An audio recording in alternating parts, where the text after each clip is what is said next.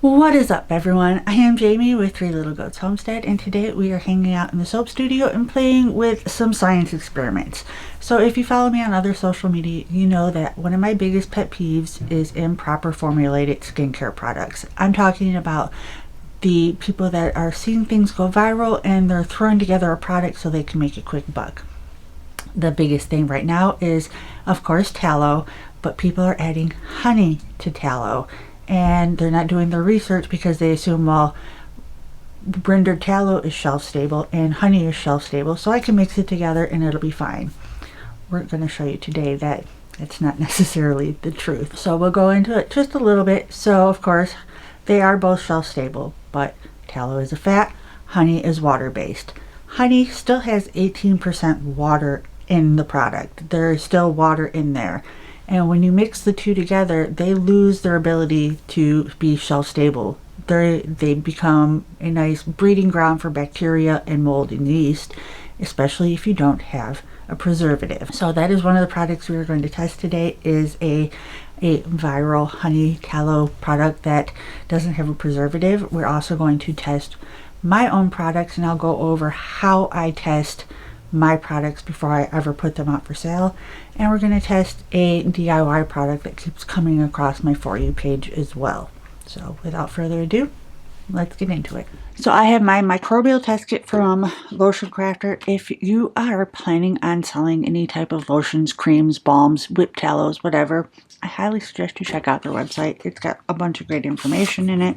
That is just my receipt. Here is a quick introduction. It has little labels, and then these are the tubes. One test for yeast, one test for microbes, and then I just went ahead and printed all of the information off as far as your test results go. So don't really need these until a few days from now. It also comes with your sterilized Q-tips. So we are testing a few things today. Some are my products, some are products that went viral online, and one is a DIY product I keep seeing over and over and over. So the first product we're going to test is one I ordered, because if you follow any of our other social media accounts, you'll know my biggest pet peeve is watching people mix tallow and honey together without an emulsifier or a preservative. So I have blocked off all of the identifying marks on here. The ingredients are honey, tallow, lavender, olive oil, citrus, tea tree oil, and tangerine peel oil, so the way that this is all labeled out tells me that there's more lavender in here than there is olive oil, which seems a little suspicious. But we're going to test that today.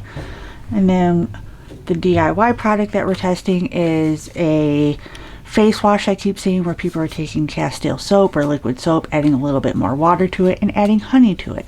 So that is what I did in this bottle a few days ago, and it's spilling, and I've let it just sit here in my office.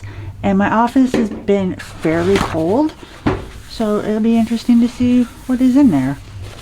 And as a control, I'm going to test the liquid soap that I used for that experiment. And then I'm going to test my cream. This is our vanilla and honey tallow cream. It is a water-based product, but it is still super, super thick. And I've literally just had this in my bathroom using it for the last week with wet hands. And that's one of the things I do when I test stuff. I will, if it's intended to use in the bathroom, I will put it in my bathroom and I will use it with my wet hands. I will leave the top off of it, and then I will let it just do its thing for a good week and then test it. So that is what we are going to do with this one. We're going to test this guy out. Alright, so I have sprayed everything down with rubbing alcohol. I've got my gloves on. I know I am not in a completely sterile environment. I know this, and that is okay. I'm going to get these guys opened. And then first we're going to test this guy. So, lid. Oh, I did not want to stick my finger in it. Oh, all right, good enough. I'm going to leave that there. Alright, so we're going to pull out our little tester. I'm just going to give this a quick little swab, and then we will swab it here, turn it around, and swab it here. Alright, we're going to plop that back in there. And we're going to label this with an A. It does come with stickers, but since I'm doing such a small batch, this will be fine. Alright, so the next batch is my cream that I've been putting through the ringer. That popped open a little bit. Good. I'm going to just stab around. I'm going to open it up and give it a good swabbing.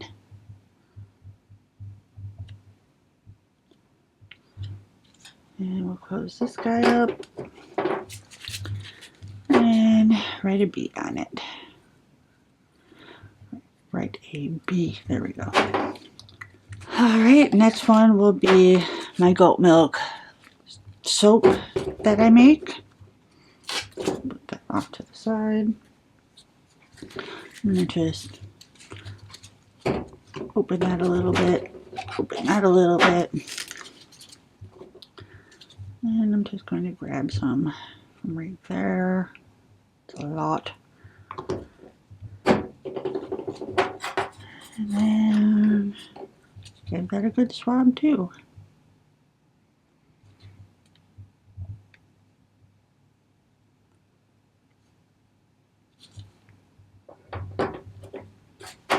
Mark that with a C. Lastly is our homemade little concoction. We're gonna swab that as well. Now this homemade concoction, I treated it just like I would if I was making something to sell. The container was completely sterilized beforehand. So, alright. Lid on that. Mark this guy with a D. Alright, so everything has been cooking for just over 72 hours. So we're going to have all of our tests lined up with their test subjects. And for fun, I had Dobby, our overzealous heavy liquor dog, lick one of these as well. So we'll look at that too, just for fun. Alright, so test A is our viral product that we tested, and this is what we got. So let me zoom you in so you can see. But this is from researching it, is E. coli, which can grow in tallow that has been introduced to moisture, and then Candida, which can also grow in tallow that has been introduced to moisture. Moisture like water or, I don't know, honey.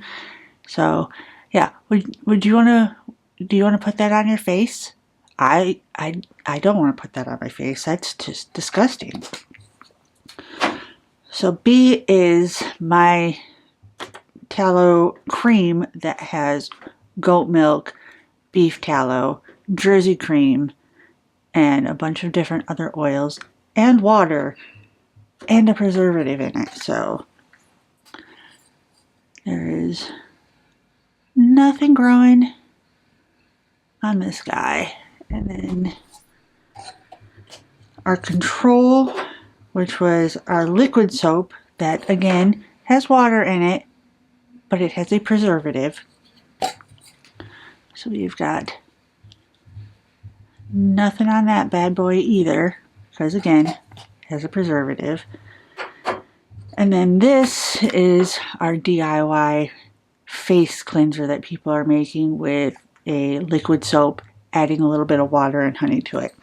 Not as gross as sample A, but there is still some E. coli growth on it and some candida growth on it, and it's pretty gross. So the reason why, even though this has a liquid soap in it, which has a preservative, that preservative prevented this overgrowth, that is for sure. But when formulators formulate their products that have preservatives, they formulate it for those ingredients. They don't formulate it for people to add other things to it. So that preservative that's in there is designed to protect what is in there with it. It's not designed to protect things that you add to it. So when people add things like magnesium flakes to an existing lotion, it throws off the pH of it and can make that preservative not work very well. Same with liquid soap. You add stuff to it, it throws off the pH, and the preservative that's being used may not work as well. And then just for fun, this is Dobby's tongue. So it's pretty gross. It's fuzzy. But he has a little bit of E. coli growth, but that is fuzzy and pretty gross. But I don't know. I think I'd rather have this on my face than this. So if you are deciding that you want to start making skincare products and you want to start formulating and selling these products, I highly recommend you get something like these test kits from Lotion Crafters. The way that I do it when I make my test batch, because I'm not just going to make a big batch of something and sell it, I'm going to make a small batch and then I'm going to test it on one of these paddles, and then I'm going to use that product how I intend it to be used, and I'm going to use it how people are going to use it. Like, I know I need to keep my tallow closed on the counter and not in a wet, moist environment, but chances are when people are buying a tallow product, they're putting it on their bathroom counter, they're sticking their wet hands in it, they're leaving the top off for a little while. So that is what I do. I test it and I run it through the most harshest environments I can think of. If I'm making a sugar scrub, I'm going to store it in the bathtub. I'm going to leave the top off. I'm going to fill it with water and dump the water out. Things that most people are going to do with their skincare products. And then I'm going to do that for a good week, and I'm going to test all of my paddles again to see if there's anything growing. This will tell me if the preservative I'm using is the right amount, if it's the right preservative, if I need to make any adjustments to the formulation, things like that. That way I know when I do finally put something out on the website for sale, I know it's to my best ability going to be safe. Now there are always the chances of some sort of cross contamination, and while I try to be as sterile with my processes as always, it's not necessarily foolproof. So you always have to keep that in mind too. We are small businesses, mistakes happen, you need to give them a little bit of a breezeway. We're not large corporations that have tons and tons of equipment to do all this stuff for us. We're usually sitting at a counter with our stick blender and our bowls making these things. But if you are sitting at a counter with a stick blender making these things, you can still make them as safe as you can. So if you have any questions about the testing process or any formulation questions, as always, leave them down in the comments below. And if you want to see more videos like this, let me know as well. I really love the science behind making skincare products. It's kind of my passion, really. So if you want to see more videos like this, let me know in the comments. I'll be glad to make more. And if you haven't already, hit that subscribe button and give this video a big thumbs up, and we'll see you guys in the next one. Bye.